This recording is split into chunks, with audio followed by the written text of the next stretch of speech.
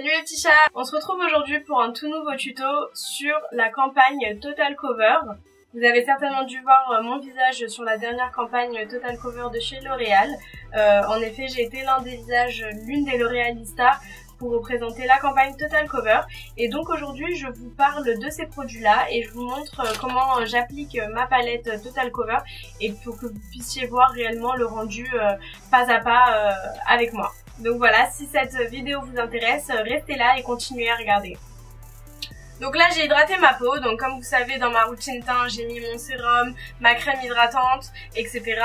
Donc dans cette palette là, il y a plusieurs coloris, vous avez le vert pour camoufler tout ce qui est imperfection, rougeur, etc. Donc vous pouvez le mettre au niveau du nez par exemple, comme on a souvent des rougeurs au niveau du nez, vous en appliquez également sur les joues.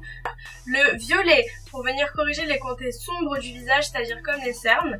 Ensuite là on a des anti-cernes tout simplement. Le Beauty Blender j'adore parce que comme je vous l'ai déjà dit, il y a un côté pointu, du coup il épouse parfaitement la forme de l'œil. Il est ni trop gros, ni trop épais, ni trop petit justement, et il gonfle directement dès qu'on le mouille, donc c'est génial.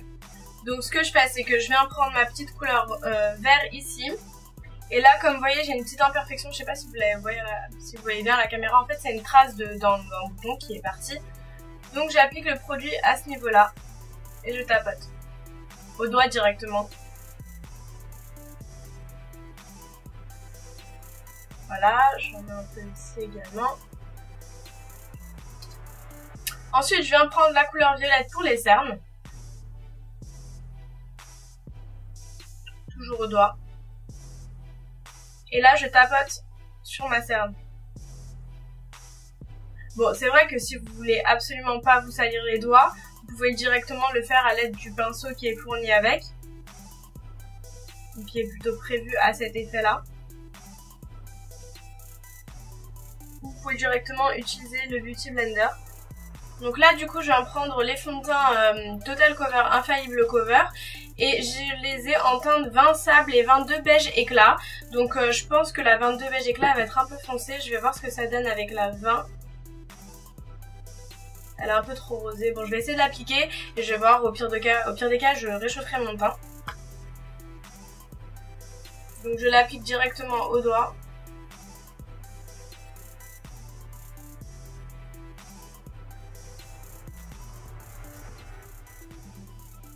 Donc je viens appliquer le fond de teint avec ma brosse parce que tout simplement j'aime pas appliquer mon fond de teint avec un Beauty Blender. Et alors celui-là c'est un fond de teint qui est quand même très couvrant, enfin très courant, assez courant.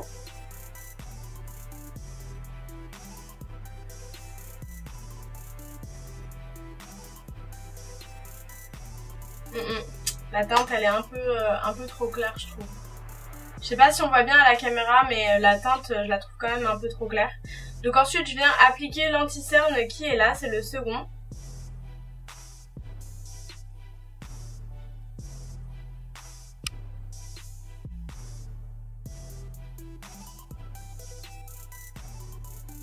Mais je vais le mélanger avec le premier parce qu'il est plus clair et je pense que ça m'apportera plus d'éclat et de couvrance.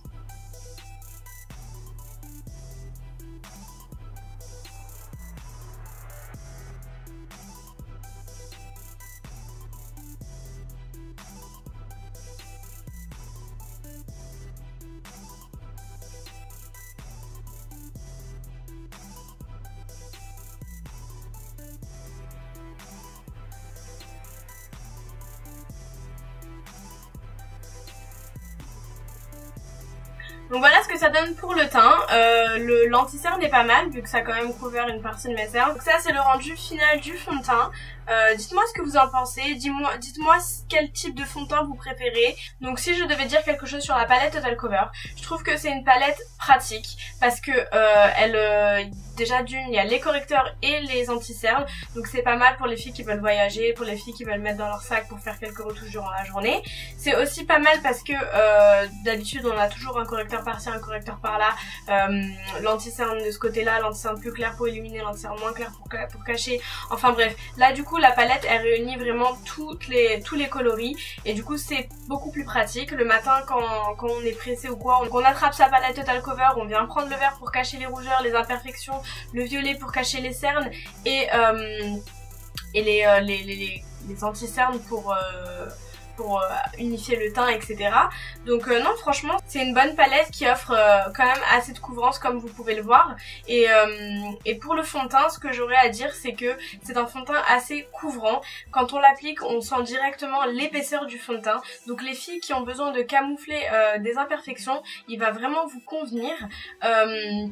Il a une très bonne tenue au niveau de la journée, donc moi je l'ai porté de 8h jusqu'à minuit, j'ai eu aucun souci. Après bien évidemment je l'ai poudré, donc ça entre quand même en jeu. J'ai mis un primer et j'ai poudré mon fond de teint. Par contre pour les filles comme moi qui effectuent déjà un maquillage très chargé et qui préfèrent les fonds de teint beaucoup plus légers aux fonds de teint plus épais comme celui-ci, je pense pas qu'il va vous convenir parce qu'on sent quand même l'épaisseur. Donc voilà, j'espère que ce tuto vous aura plu, abonnez-vous, likez et voilà, je vous fais de gros bisous, je vous dis à la prochaine vidéo et à bientôt.